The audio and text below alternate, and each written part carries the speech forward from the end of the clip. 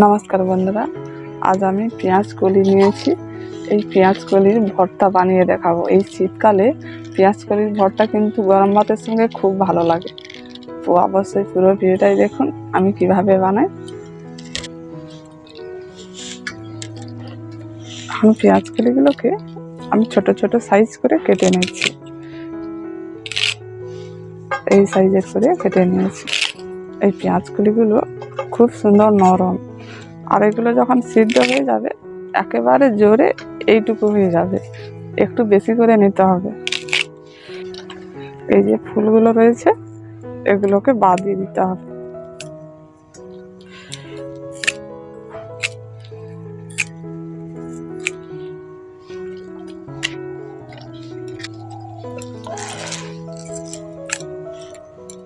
এখন পেঁয়াজ কলিগুলো সব কেটে নিয়েছি।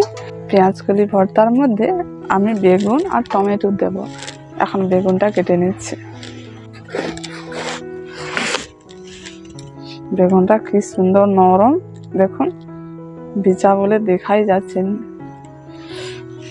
এইরকম নরম বেগুন নিলে তাহলে ভালো হবে। এইরকম সাইজের করে কেটে নিচ্ছি।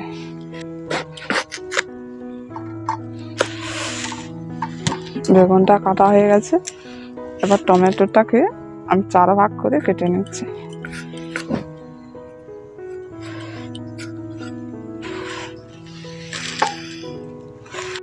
পেঁয়াজ কলিগুলোকে এখন সিদ্ধ করে নেব। উনুনটা ধরিয়ে দিয়েছি।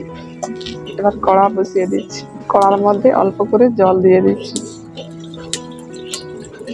পেঁয়াজ কলিগুলোকে ভালো করে জল দিয়ে ধুয়ে ওই জলের মধ্যে দিয়ে দিচ্ছি।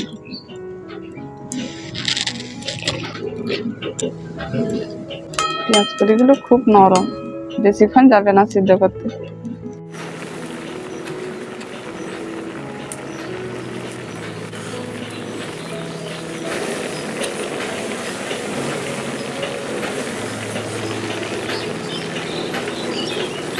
এখন পেঁয়াজ কলিগুলো সিদ্ধ হয়ে গেছে। এই দেখুন কত সুন্দর সিদ্ধ হয়ে গেছে। এবারে নামিয়ে নিচ্ছি। যে জলটা দিয়েছিলাম সেই জলটা কিন্তু পুরো শুকিয়ে গেছে।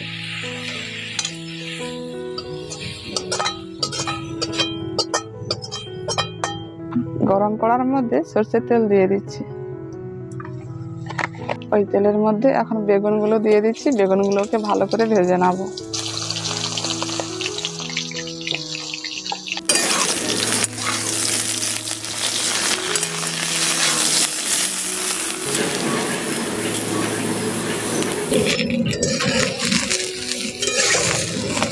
বেগুনগুলোকে উলট পালট করে ভালো করে ভেজে নেব।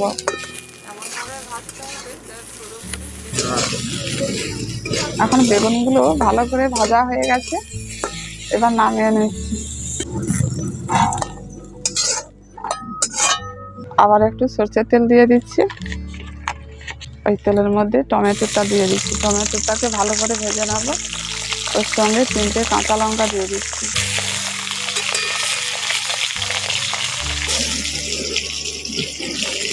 টমেটোটাকে ভালো করে কিন্তু ভেজে নিতে হবে। এমন ভাজতে হবে যে টমেটোটা ভালোভাবে সিদ্ধ হয়ে যায়। উল্টে পাল্টে ভালো করে এখন ভেজে নিয়েছি। এই দেখুন এবার নামিয়ে নিচ্ছি। আর কাঁচা লঙ্কাগুলোও ভাজা হয়ে গেছে। কাঁচা লঙ্কা টমেটোটা পুরো তুলে নিচ্ছি।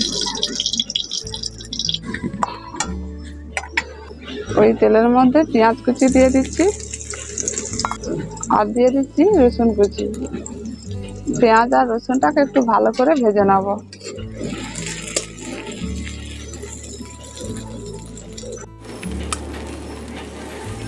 এখন পেঁয়াজ আর রসুনটা হাফ ভাজা হয়ে গেছে। এবার এর মধ্যে সিদ্ধ করে রাখা পেঁয়াজ কলি দিয়ে দিচ্ছি। পেঁয়াজ কলিগুলো একটু ওর সঙ্গে একটু ভালো করে ভেজে নিচ্ছি, তাহলে কিন্তু ভর্তার স্বাদটা একটু ভালো হবে।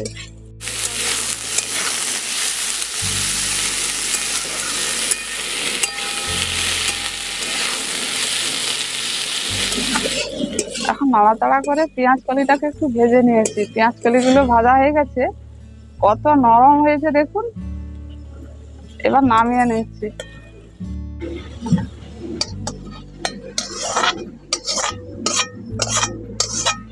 এখন পেঁয়াজ কলিগুলো খুব গরম আছে, একটু ঠান্ডা করে নিচ্ছি।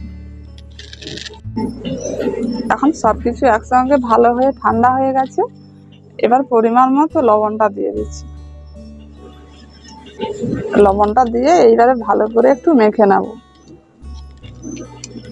এত সুন্দর সব সিদ্ধ হয়ে গেছে, কত সুন্দর মাখানো হয়ে যাচ্ছে।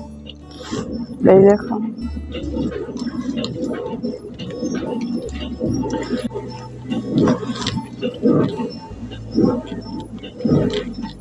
বেগুনের বদলে আলুও দিলে কিন্তু খুব ভালো লাগবে।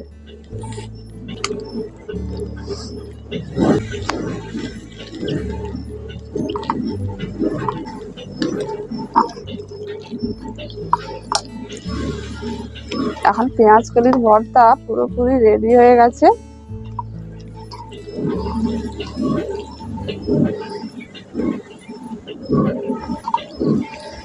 এইরকম পেঁয়াজ কলির ভর্তা যদি গরম ভাতের সঙ্গে থাকে, মাছ মাংস ফেলে খাবে।